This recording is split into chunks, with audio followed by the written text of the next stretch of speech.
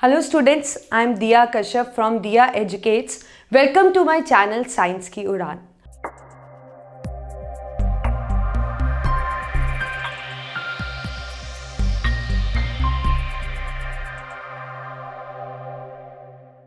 और हम पढ़ रहे हैं चैप्टर केमिकल रिएक्शन. तो देखिए, आप केमिकल रिएक्शन का इंट्रोडक्शन कर चुके हैं, बहुत सी एक्टिविटीज़ कर चुके हैं जिसके अंदर आपको पता लगा कि actually the chemical reactions take place and we have certain set of properties which we actually get to see whenever the chemical reaction take place. So now it's time to do the chemical equation, that how the chemical reactions are represented. See, if I want to speak to my friend, any friend, so how I'll speak?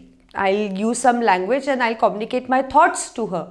Like if I can speak in English, I can speak in Hindi, I can speak in Punjabi. There are different languages to communicate, right? So in the same manner, the language of chemistry, like chemistry speaks in the form of chemical reactions.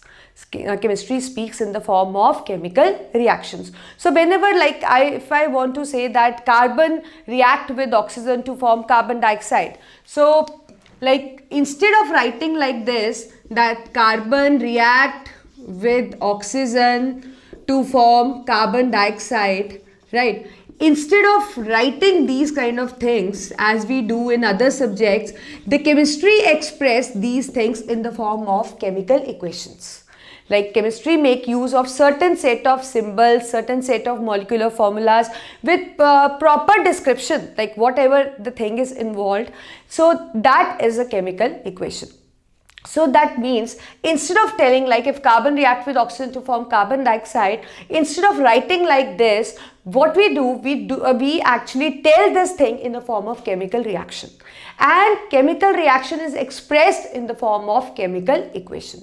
So you can say that chemical reaction is expressed in the form of chemical equation. Right. Now the question is, what is chemical equation? Chemical equation is simply a representation of chemical reaction. It is simply the representation of chemical reaction in terms of symbols, in terms of molecular formulas. We do specify states of the substances of reactant and products whosoever is involved. We specify if some precipitate is formed.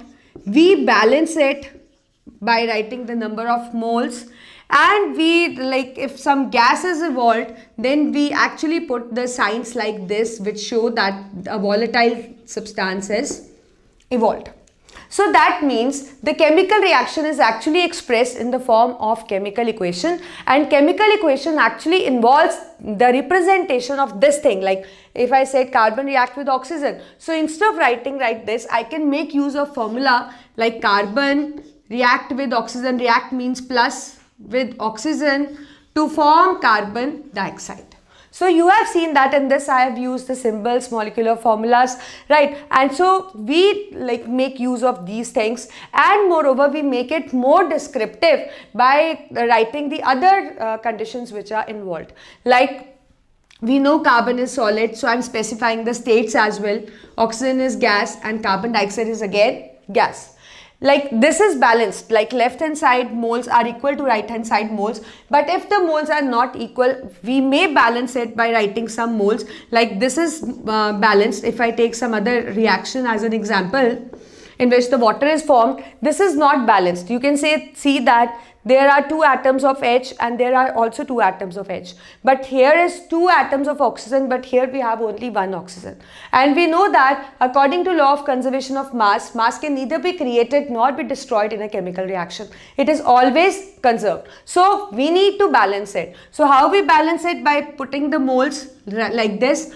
So now the oxygen become balanced, but like when you wrote 2 in front of H, now hydrogen is being unbalanced. So we also need to write 2 here. Now this is a balanced chemical reaction. Now in this, as you have seen that I have specified the moles, I may specify the states, right? I have written the moles as well, and if some volatile substance like a gas is formed, we can put an arrow along with it to show that it is a volatile substance.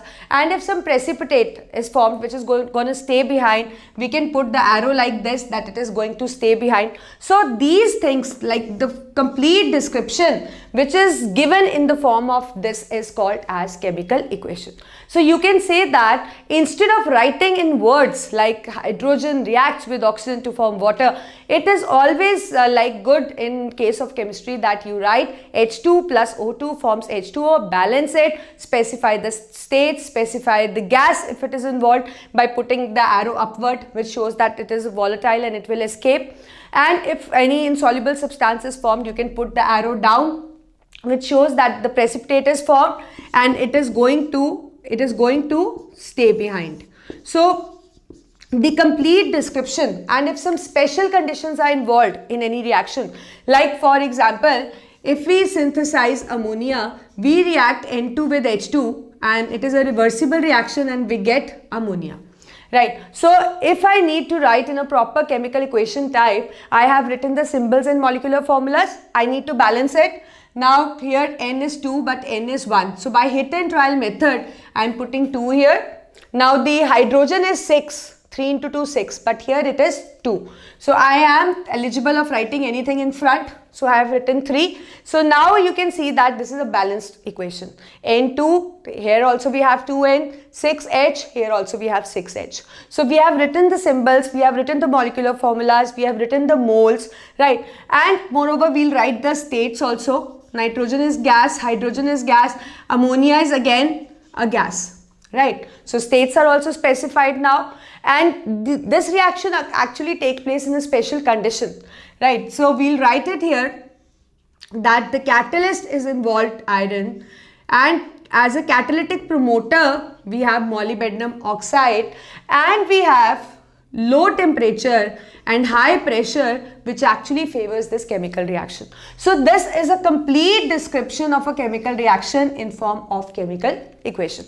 So this is how we actually speak in the term of chemistry, by writing the chemical equation, or you can say by specifying the proper chemical reaction in terms of chemical equation, specifying the state, specifying the PPT, specifying the gas involved, specifying the states, specifying the moles, specifying the specific physical conditions if involved, if catalyst is involved. So we are like writing in a complete descriptive manner. This is what is a chemical equation.